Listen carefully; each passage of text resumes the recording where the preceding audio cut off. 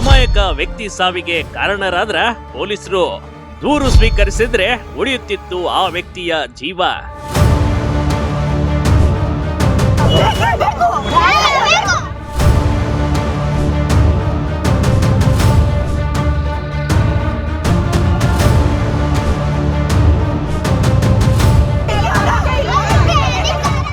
ಹೀಗೆ ಠಾಣೆಯ ಮುಂದೆ ಜನರು ಬಂದು ಗಲಾಟೆ ಮಾಡ್ತಾ ಇದ್ರು ಕಣ್ರಿ.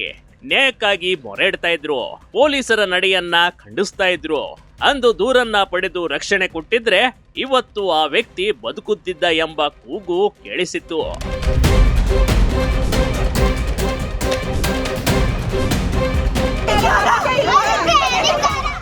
ಅಂದಹಾಗೆ ಪೊಲೀಸರ ವಿರುದ್ಧ ವಾಗ್ವಾದಕ್ಕೆ ಇಳಿದ ಜನರು ಈ ರೀತಿಯ ಘಟನೆ ನಡೆದಿರುವುದು ಕೊಪ್ಪಳ ಜಿಲ್ಲೆಯ ಕನಕಗಿರಿ ಪೊಲೀಸ್ ಠಾಣೆಯ ಮುಂಭಾಗದಲ್ಲಿ ಕಣ್ರಿ.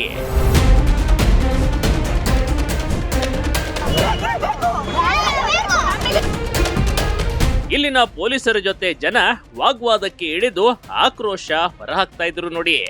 ಯಾಕಂದ್ರೆ ಆಸ್ತಿ ವಿವಾದ ಸಂಬಂಧ ವ್ಯಕ್ತಿಗೆ ಜೀವ ಬೆದರಿಕೆ ಹಾಕ್ತಾ ಇದ್ರು.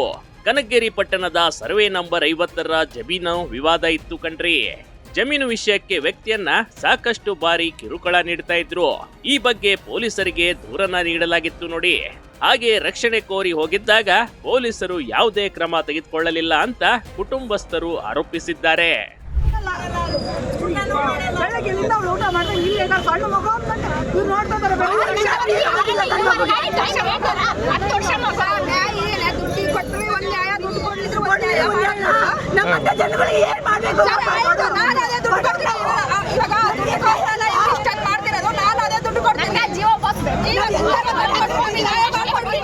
ಜಮೀನು ವಿಚಾರಕ್ಕೆ ಆರೋಪಿಗಳು ಬಸವರಾಜ್ ರೆಡ್ಡಿಗೆ ಸಾಕಷ್ಟು ಕಿರುಕುಳ ನೀಡಿದ್ರು.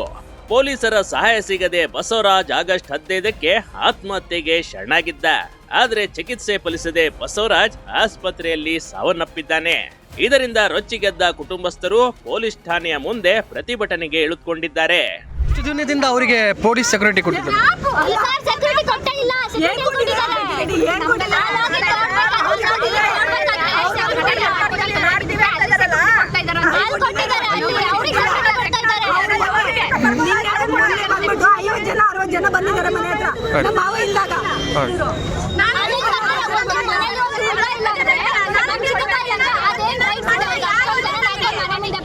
ಪೊಲೀಸ್ ಠಾಣೆಯ ಮುಂದೆ ಮುತ್ತಿಗೆ ಹಾಕಿದ ಕುಟುಂಬಸ್ಥರು, ಬೆದರಿಕೆ ಹಾಕಿದ್ದಕ್ಕೆ ಆತ್ಮಹತ್ಯೆಗೆ ಶರಣಾದ ವ್ಯಕ್ತಿ.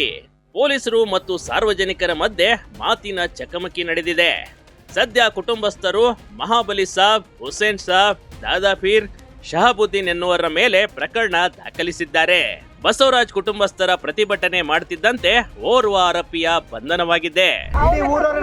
ಊರವರಿಗೆ ಗೊತ್ತಾಗಿದೆ. ಸ್ಟೇಷನ್ ಏನ್ ಮಾಡಿದ್ದಾರೆ ಸರ್? ಊರ ಸ್ಟೇಷನ್ ಇಟ್ಕೊಂಡು ಏನ್ ಮಾಡಿದ್ದಾರೆ ಸರ್? ನಾವು ಕೇಳ್ತಾ ಇದ್ದೀವಿ ಸರ್. ಬೇರೆ ವಿಚಾರಗಳಿಗೆಲ್ಲ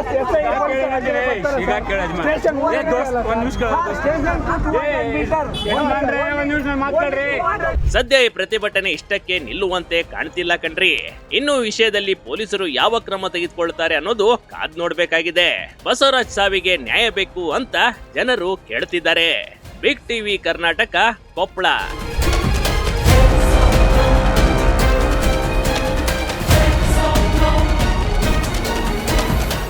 ಬಿಗ್ ಟಿವಿ ಕರ್ನಾಟಕ ಯೂಟ್ಯೂಬ್ ಚಾನೆಲ್ಗೆ ಈಗಲೇ ಸಬ್ಸ್ಕ್ರೈಬ್ ಮಾಡಿ. ಧನ್ಯವಾದಗಳು.